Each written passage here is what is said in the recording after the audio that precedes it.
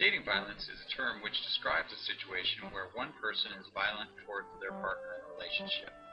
This abusive behavior can take many forms. It can happen to anyone at any age. This video will focus on violence that occurs between partners who are in their teenage years. Situations where teen dating violence occurs can be complex and may involve many people, such as friends, parents, and peer groups.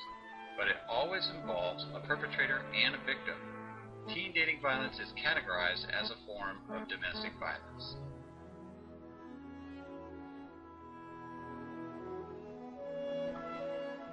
Teen dating violence isn't an occasional heated argument, a bad mood after a bad day, or an angry outburst. The term dating violence is a pattern of violent behaviors that someone uses against their partner repeatedly in order to gain power and control over that person.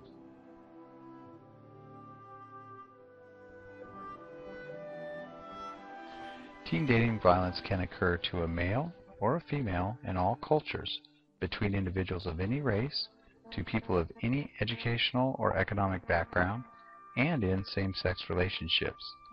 In short, teen dating violence can happen to your friends, your brothers and sisters, and to you. Teen dating violence can happen to anyone. In some relationships, partners play both roles, each taking their turn at being the victim to violent behavior from their partner again and again. This is termed co-combative behavior.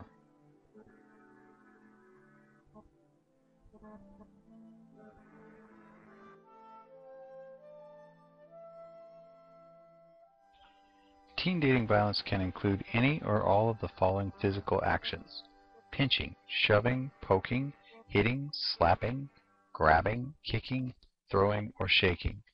Basically, if the perpetrator's body touches or harms the victim's body in any way that is undesirable to the victim, it is physical violence.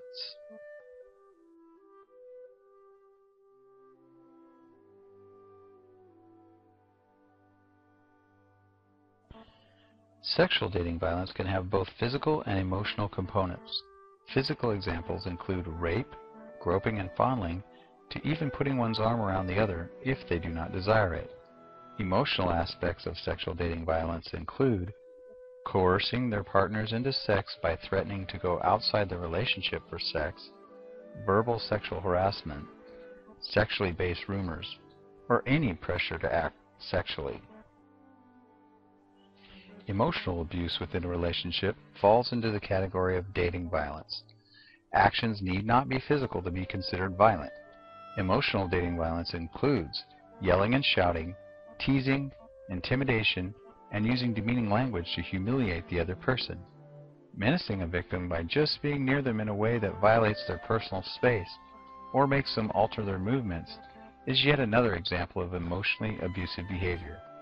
Hostile acts of all types inflict emotional abuse. Emotional abuse also includes unwarranted accusations of infidelity, excessive jealousy, and possessiveness. The withholding of love and affection is a behavior that can be used to emotionally abuse a partner. According to the Center for Disease Control and Prevention, approximately 1 out of 4, or 25% of teenagers, will experience some form of dating violence. This means that this is a very common problem for teens, and that there is a very good chance someone you know and care about will be a victim. It could even be you. Short-term impacts can include personal stress, loss of respect from peers, alienation from friends and family, and loneliness. Long-term impacts can include inability to succeed at school or work, a distorted perception of a loving relationship, drug and alcohol abuse, risky sexual behavior, depression, and even suicide. The effects of dating violence can be far-reaching and create problems which develop later in life and last a lifetime. Dating violence can ruin your life even if you're the one committing the acts of violence, because it sets the stage for violent and inappropriate behavior in all your future relationships, not just with your girlfriend or boyfriend. Perpetrators can be anyone. They can look normal. Their actions are what sets them apart from people who behave in healthy ways towards their partners. Red flags that help identify a perpetrator of dating violence are when someone verbally threatens to physically harm others, insults or ignores his or her dating partner in public, damages or destroys the dating partner's personal belongings, or constantly calls or texts to check up on the dating partner. A healthy relationship is free from physical, emotional, and sexual violence. Qualities like respect, good communication, and honesty are important parts of a healthy relationship. As young adults, you should learn to have self-respect, and respect for others should naturally follow. Good relationships have respect at their foundations. When you give respect, you will probably receive it back. If you respect your dating partner and you respect yourself, then it is quite likely you will have a high-quality, respectful relationship.